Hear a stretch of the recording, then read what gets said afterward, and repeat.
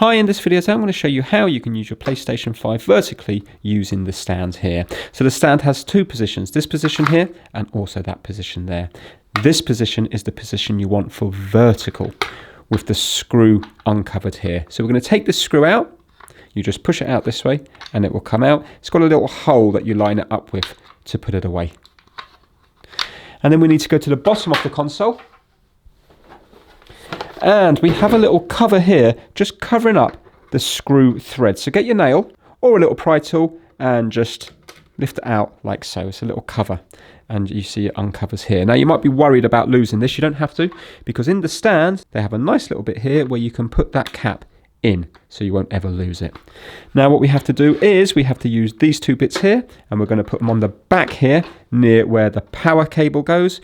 And quite simply we just get the screw, put it into the hole here. It should line up perfectly because you've got this on the back, and then use a coin or a screwdriver and just screw it up clockwise.